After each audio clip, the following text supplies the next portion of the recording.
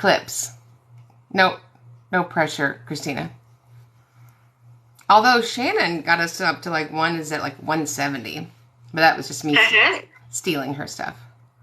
Hey guys, we are here for a few minutes. Welcome. Have fun interacting with your viewers in real time. Hosts must be 18 years old or older. Well, I barely made that cutoff, didn't I?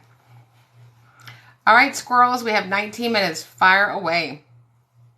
And when I say squirrels, that's actually what I meant. Yes, it's very... All right, we have an anonymous one. Okay. My kids are not getting inclusion minutes when I have a paraprofessional out in my room. I've expressed concerns to my principal, and she said, 1, it's okay if they miss sometimes, and 2, we are short-staffed. When I mentioned that being short-staffed was not a legitimate reason, she said if a parent files a complaint, nothing would happen because we are short-staffed. I'm furious. So let me just say, we've been short-staffed in special education since December 1975. So am I tired of hearing that? Yeah. So the most impacted are the most marginalized. And actually, if you file a complaint and you think nothing will happen, it sounds to me like you've never had a complaint in your district from a correct filer with the U.S. Department of Education Office of Civil Rights. I'm settling cases daily. Yes. And you're amazing at it. All right, next one. Do you have any advice for college-age students and how they can apply to get help after they leave high school? For kids in special ed? Yeah, so like getting their accommodations in college. So accommodations in college, you simply go to the disability office and let them know the accommodations that you need. They should provide you a robust interview around that. Okay. Or you could just not go to college and be a TikTok superstar. There's always that. All right. And then this one is from a teacher. Did I, the teacher, violate parent rights by not explaining exactly what the child is being screened for? The parent signed next to all areas for the child to be screened. I am being told anytime consents are signed, the parent or guardian must be made aware of exactly what their child is being screened for or tested for. So you must provide notice and then acquire consent. The notice is notifying the parent or the guardian the areas of testing, whether it's formal or informal, needs to be notified on the evaluation. And then they provide you written consent that they understand. It's in their native language. It's revocable. Whatever you've done cannot be revocated. But yeah, it has to be populated clearly. Do you have to say the instrument that you're using or the test? No. Perfect. And then I have one more. My question is, my son has Can you hang on a second? Because I live Sure. in the real world and people are being loud outside of my, studio here in NBC.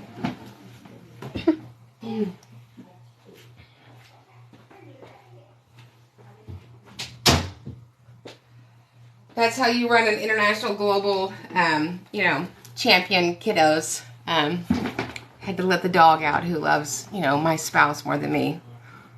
Go ahead. I'm ready. Okay.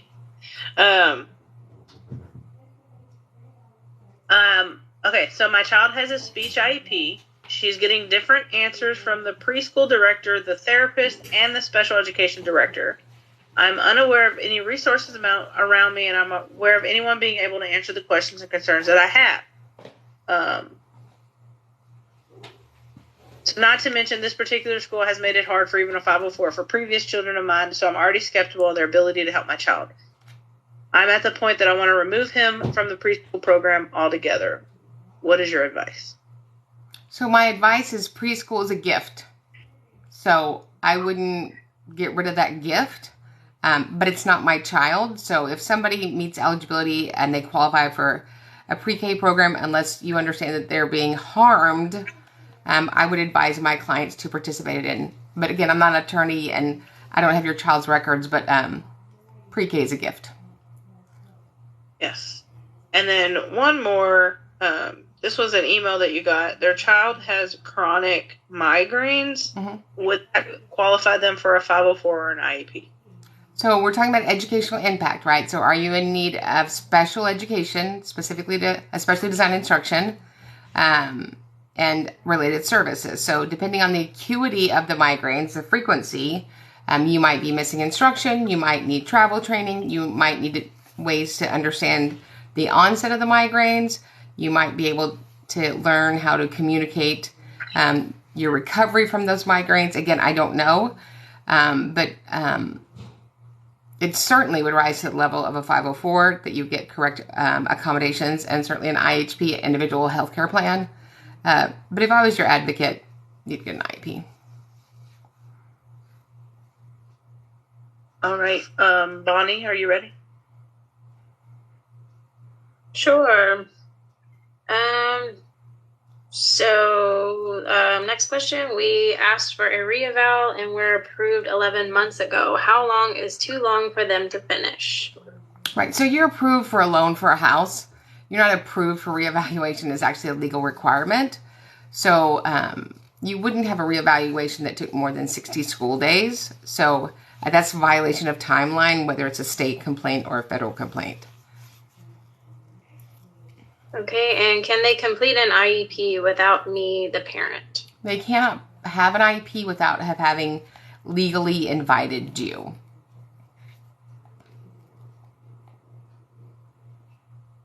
Okay, and what does it mean to get a letter asking for permission to test for gifted education?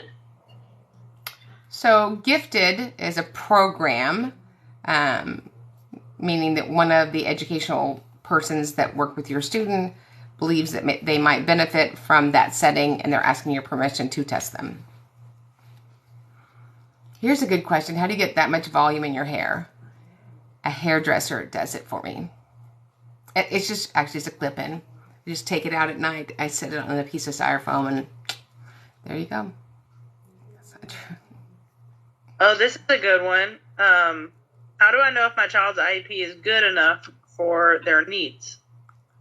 Because it's based around their unique circumstances. So did you have a puffy, pristine, and prescriptive present levels of academic achievement and functional performance? I'm going to go ahead and tell you no, you didn't. Does the team know about the acuity of their disabilities, the comorbidities, and what skills are they trying to teach to address the deficits in the student's educational plan? Okay, what happens when a SPED instructional assistant gets pulled for coverage? How can I get this to stop?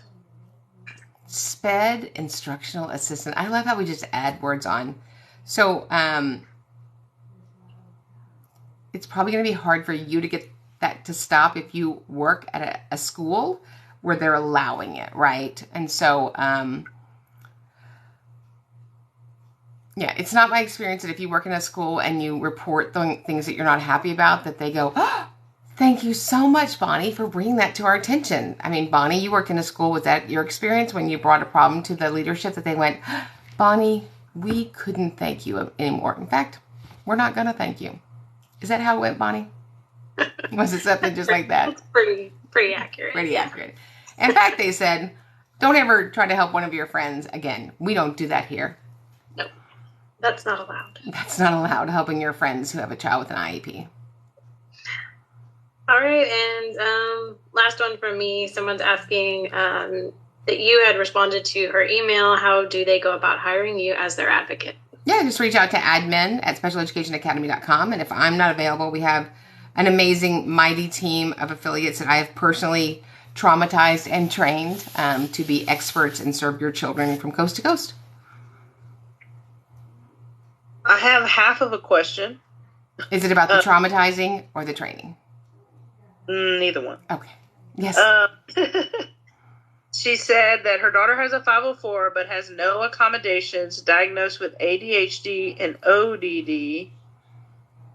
And I'm trying to find the second half. Let me just stop there. If you have a 504 without accommodations, you don't have a 504. A 504 is a civil right that says you can't be denied accommodations. Sort of like we talked the other day when I see IEP documents with no special ed. What are we doing here, people? What are we doing?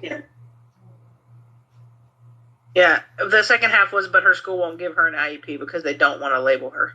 Yes. You know what's exciting? Labels go on packages. Eligibilities provide supports and services for kids with disabilities. Yeah. Have you ever seen anybody this week? Can you guys send me a picture to admin@specialeducationacademy.com? If you see anybody this week walking around with a label, I think we know that Walmart doesn't count. Just send it to me. Someone says, can teachers withhold recess because the autistic child is quote unquote acting up? Oh, stop. When you, Alicia, make up questions, it's very upsetting to me. Here's my answer to that. That's my answer to that. Why?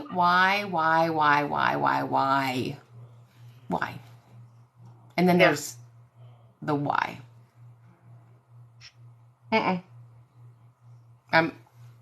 We're very close to church day. I'm not going to say what I'd like to say. Lord, help them before I do. Amen. Just hold it on in. All right. Someone said, how do I get an evaluation for autism through IEP? So you would ask for a full evaluation in all areas. We want to look at those big three, right? Communication, emotionality, and IQ and achievement. But you get an evaluation in all areas so that you don't miss what you don't know. So we ask for a full evaluation to include areas of suspected disability, learning issues, behavior issues, communicative, those sorts of things. We look forward to coming in and signing notice and consent. Right. And Luis Maldonado asks, what states do you work in? States of confusion, states of chaos, and states of clarity. And one of those is yours. So Alaska, I work in all the states. I don't know how many states there are. There could be 7. I'm not certain. I was just in Washington. I was on an island the other day in Alaska. When did they have islands? I was in New Hampshire and Connecticut at 7 a.m. So if you have a child in public school in America, myself or one of our team advocates can serve you. And someone said, how do we work for you? So you don't work for me, believe me. There's a few people that work for me and they're in tears every day. So we are training advocates. We're training special education bosses so that you're equipped so that you can go out and be an independent advocate and change kiddos' outcomes. Someone said, a mom wants to come observe the school day of a student with severe behaviors. Is that legal? It's not appropriate. It's really not appropriate. The reason somebody would observe is so that they can add context, support, and options.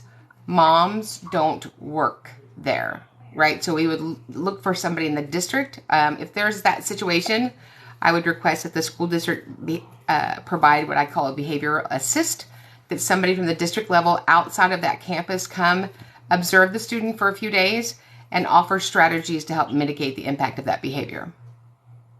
Perfect. And then this is from a teacher. She had a student denied placement in SLD from EBD because the classroom is full. Is that legal?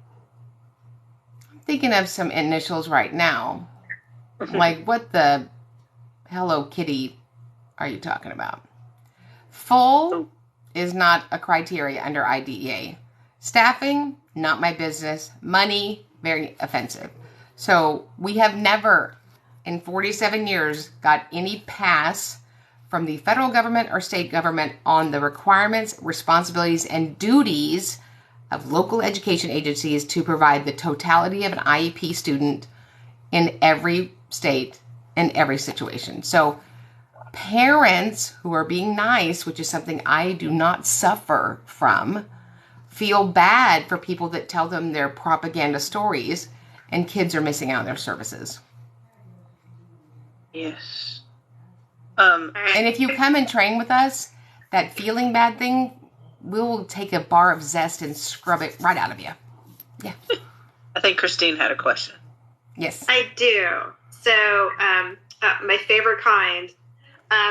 School is strapping my son into a chair with wheels, but he can walk. It's not in his IEP. Is it like the stop, drop, and roll video that you're doing? What? We don't drop children like it's hot anywhere. So stop it. We have a responsibility, duty to educate the students, and if they have, ambulatory issues, issues navigating the building, issues walking, we have related services and general and special ed services that can support those needs. But we don't drop a child into an apparatus that makes it convenient for us. And then I have a anonymous question that came in over email. Mm-hmm. I recently discovered my son's caseworker from 3 years ago was falsifying the IEP paperwork. Do I have any recourse? Legally, or like the stuff that happens on Hulu? So, right. Did I say that? Father, forgive me. You don't have any recourse, right? Because anything outside of 2 years, a state's not going to open for a due process hearing.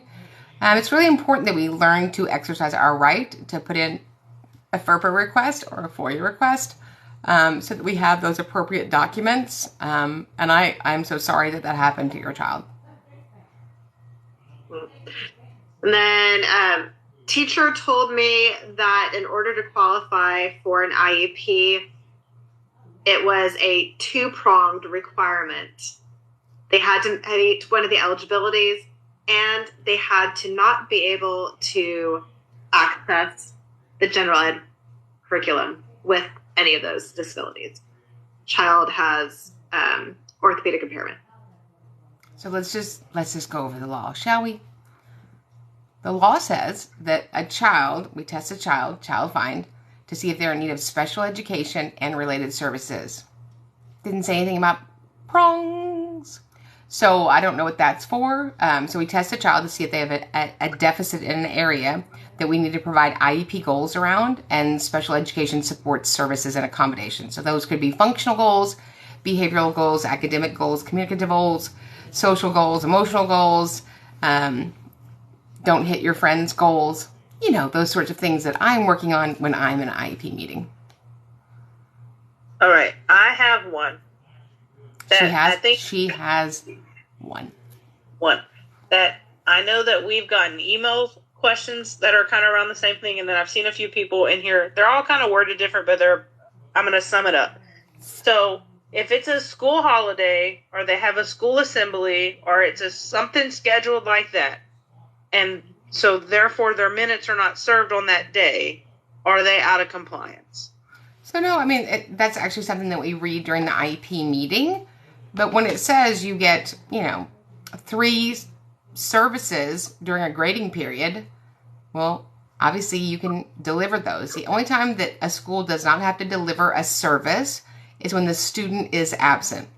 So let's say the speech pathologist has 4 services during a grading period. She delivers those, right? Obviously, there's going to be holidays. It's on the school calendar. And so you make adjustments to serve those kids. Perfect. And then we have 2 minutes till the academy starts. Why don't you tell them how they can join? So you can join by going to specialeducationacademy.com. We are about to start a brand new series tonight, Special Education Resources. Because they're so exciting. There's so many of them, and how to use them to effectively advocate for your kiddos that you serve, however you sit at the IEP table. Okay. See, you know how you say I make up these questions? Yes. Well, you and Bonnie. I think this lady, she's got to be lying. She said, her name is Cincy Lady 15. I see you. What happens when the student doesn't get their services required and is instead sent to help the janitor? Is that the same person that had a child? I won't tell you what school district, Fayetteville Independent School District, where the young man was in high school and they had them help with mowing the lawn. Is that what you're talking about, ma'am? I have words. They're not very nice. It's a hard no for me. Yeah. She said it happened, I promise. We believe you. We believe you. I have a kid mowing the lawn in Fayetteville Independent School District in Texas. So I hope his parents are getting a check, because maintenance, it's not free. Not they get paid more than the parents do. Yes. So I'm going to take 2 more calls. Sorry, I was on late tonight because I was helping another friend. All right. In the state of Ohio, if you have a manifestation meeting, does that restart days? So it's an MDR, Manifestation Determination Resolution meeting. I don't know what restart days are. You can call it MDR at any time. I call it MDR before we wait till the shenanigans get out of control, but it doesn't restart days. I think she means restart the 10 days. I mean, for another behavior, I mean, I guess theoretically, yes. Okay. It's so rare that I use that word theoretically because I think we all know I don't know how to spell it. Yeah. I think it starts with Thea. All right, last question. Ready? I'm going to need it to be good. I'm looking for... I need it to be like a Christina 1.2 million views. Don't go look at that video. None of y'all go look at it. Don't share it and don't look at it, okay? Don't go to my page and look at it. Whatever you do. All 676 of you. 684. Good one. Okay, while she's looking, do you want me to share something? There were a lot of questions about your video from the last live and the teacher that told the parent we shouldn't be doing an AAC because it takes too long for them to acquire the language. Wait for it. It was the SLP and the SPED teacher that said it. Yeah, I was in the same meeting today, and she said, it just takes so long for him to do that. Takes so long for him to use the AAC. It just takes so long to put him in the standard. I mean, then just so much time is gone. Oh, is it gone? Yeah. It just, thank you for speaking. At first, I assumed competency, but you spoke and alleviated that view for me altogether. So I have a quick one that's interesting. Yeah. What do you do when a school says that the state does not have to list eligibilities? I say that you're a banana head, and I will send you some bananas. So a district can list, has to list at least one eligibility. There's no state from the state that says you can't have more than one eligibility, but there are people, unfortunately, that feel very comfortable lying to you, which then recuses them of providing your child special education and related services. So as my friend in Missouri said, when I said, the school-based member said you can only have one eligibility, and the compliance person emailed me back and he said, there's no such law that you speak of. It was a nice way of saying they were lying. So I know you love people at the IEP table. I know you think that you're friends, but you know what? Some people don't tell you the truth because they were taught lies. Yeah. All right, we have one. Her name was Beautiful. Beautiful. I like that. And it had some numbers, but I forgot. But her thing was she is a para. She really wants to take your trainings, but she fears for her job. Is that normal? So, I mean, we train everybody that sits at the IEP table because the training for teachers doesn't exist. It doesn't. We have people in the academy that are superintendents, that are special ed coordinators. We have people that come and hire us that are very high up in school districts. They don't provide the training to schools. So you got to get the training. There's nothing to be afraid of. This is going to make you a better para, a better diagnostician, a better fancy assistant principal, because you're going to get information that was never, ever provided to you. All right, you ready? I'm ready. All right. Do schools have to provide OT or PT? My grandson qualifies for both, but is not getting them. The school has to provide any service that they met eligibility for based on appropriate testing. Yes. What do I do if my admin, so this is teacher, if their admin is impeding the RTI process? What does she do? So you could just go outside and let the air out of two of their tires. Or I would look for another school to work for. That first thing's probably not legal. Yeah, maybe not. Maybe is it wrong though? No. Okay. Someone said, how do they sign up for your trainings? So let's tell them about the two we got coming up. So we have February 11th and 12th.